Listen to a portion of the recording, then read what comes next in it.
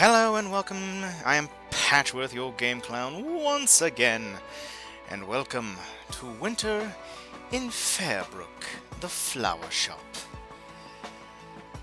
Yes, not exactly what you'd expect from me, is it? Look at these handsome gents here. Hello, fellows. What are we going to do? Well, the answer to that is this is a Winter Wolf game.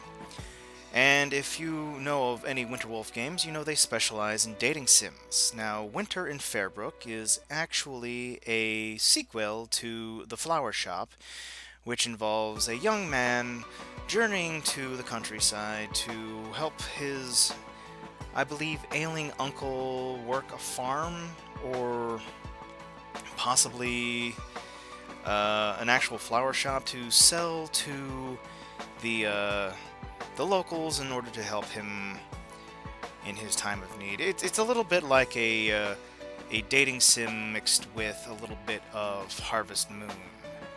And in this one, you play a young woman who is trying to win the hearts of these four lovely gentlemen. Let us start, shall we? I race up the stairs, one hand firmly on the railing so I won't slip on the bits of melting snow left by other students who have passed this way. As soon as I reach my room, I throw myself onto my bed and let out a huge sigh. Natalie, I'm free! The first semester of college is officially over. That's our star. Oh, Clara! Clara, she is actually a character from the original game and one of the four choices for your romantic interest in the original Flower Shop game, Clara. It's a pretty good feeling, isn't it? My roommate Clara grins as she zips up my warm jacket. I'm heading out for a jog. Do you want to come along? I shake my head and bury my face in my pillow. No thanks, I mumble into the pillow. School may be over for the semester, but I still have like a million things that I have to take care of. Huh? Like what? My parents want me to get a job over winter break. I think they'll teach me responsibility or something. I roll over and stare at the ceiling. I was so caught up in homework and finals, I totally forgot. I didn't even think about it until just now. Clara laughs and grins at me. Is that all? That's hardly a million things. Don't laugh at me like that. It's a big deal. If I don't get a job, my parents say they're going to take my new car back. It's totally unfair. And where am I supposed to get a job now? I don't even have a resume, and I absolutely refuse to be a waitress. Yeah, I gotta tell you right now, waiting tables, not a bad job. Working in food service, there's a lot of respectable people working that. You take what job you can in this economy. Especially since this is a Japanese-ish sort of game, and they've got a worse economy than we do. You're in a recession. You'd be grateful. Besides, you'd look really good in that waitress outfit. I know it's a big deal. I just think I have a solution, and I know it's a big deal. It's just that I think I have a solution for you. I suddenly perk up. A solution? You can give me a job? Gee. Hey, of course I can, as long as you're okay with a little bit of manual labor. Ugh. I'll take anything as long as I'm not serving food. Again, waitress outfit. Look at those pretty nails. I have good taste in nail polish. Well, I don't know if I can guarantee that much. But it's not really such a bad deal. A friend of mine runs a small flower shop back of my hometown. And she's been having a lot more work than she can handle lately. I thought you were from Fairbrook. That place is kind of small. It's minuscule. Clara doesn't seem too fond about her hometown. How much business could a flower shop that size Fairbrook get? Well, most of the business comes from out of state. She ships flowers across country these days. Wow, how'd that happen? Turns out the brother of one of the farmers in Fairbrook is some hotshot businessman from Los Angeles with serious marketing skills. That's actually a reference to the previous game. The brother is the old man that I mentioned who has the failing farm, and the son is the former boyfriend and potential future boyfriend of Clara here in the original game, which I actually do have. I just don't know if it'd be recorded. This is actually this version I found on Steam, so I picked it up when it was on sale. Which is to say, I already had the game. I just got it again because I like this. Clara. His son visited Fairbrook last summer, and all sorts of stuff happened, but in the end, the businessman helped her go national. It's a long story, which you might be able to see me play. Kind of impossible to explain it all in one go. I see. Anyway, since it's the holiday season, she's going to be swamped with orders. She said she could use another hand around the shop. I can't go back to Fairbrook because I'm training with the cross-country team, but I bet she'd be happy to have your help. You mean it? She'd really give me a job? Of course. I could call her right now and tell her you're interested. I leap out of bed and throw my arms around Clara. Clara, thank you so much. You're the best roommate ever. Sparkles! She grins. Yeah, I know. She pulls out her cell phone and hits a number on speed dial.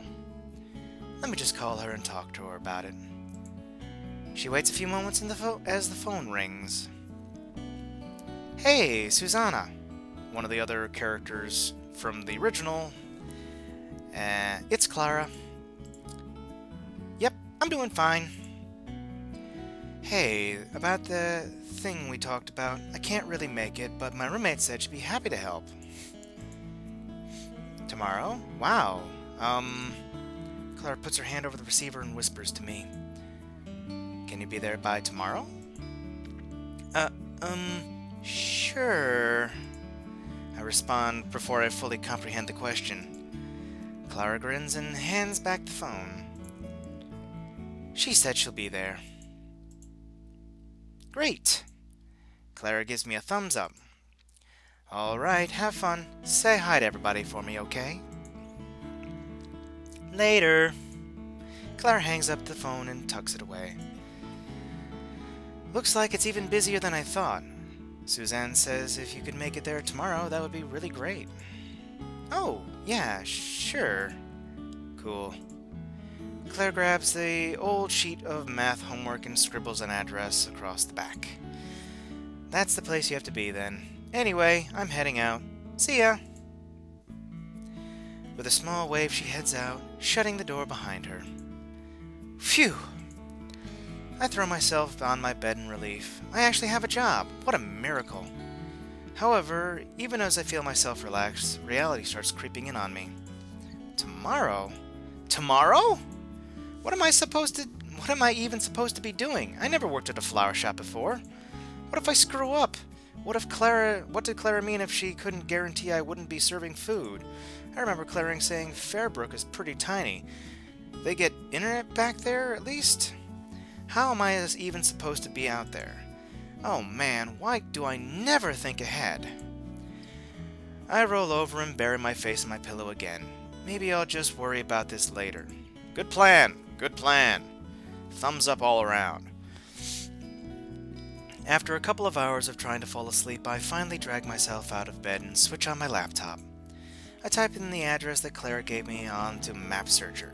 Oh yeah, Map Searcher. Very, very reputable. I use that all the time.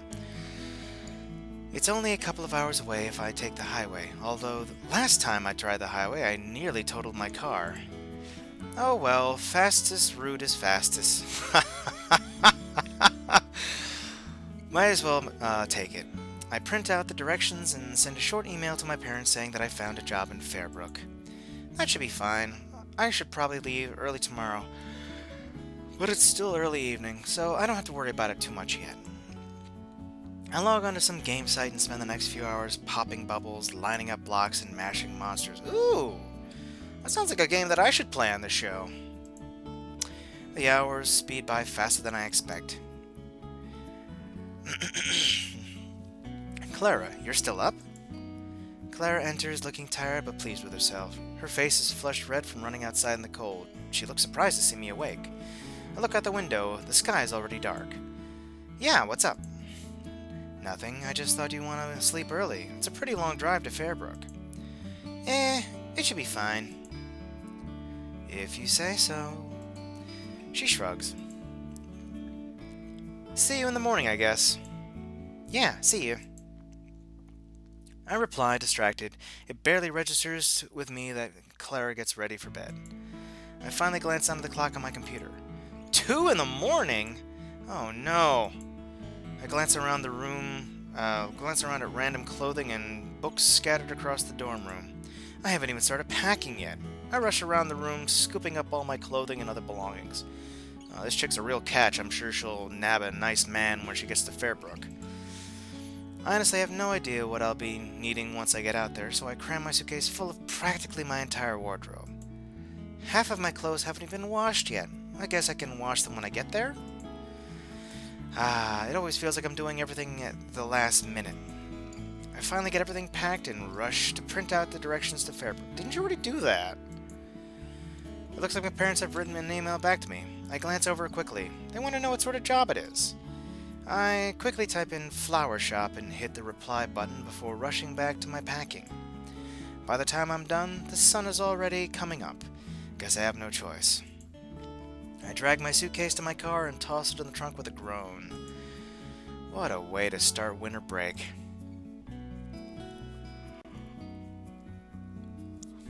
Wow, I expected a lot more traffic due to the holidays, but I guess everyone's heading back to the airport right now.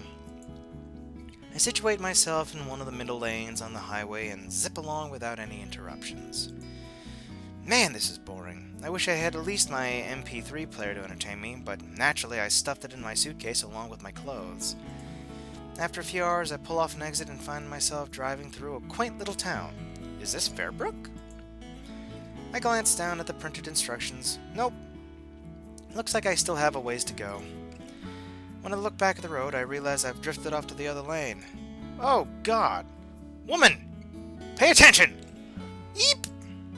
I quickly swerve to avoid an oncoming truck. The truck driver honks at me and gives me a nasty glare. I guess I should probably keep my eyes on the road. Yeah, you should! You may as well be texting while you drive, you stupid biddy.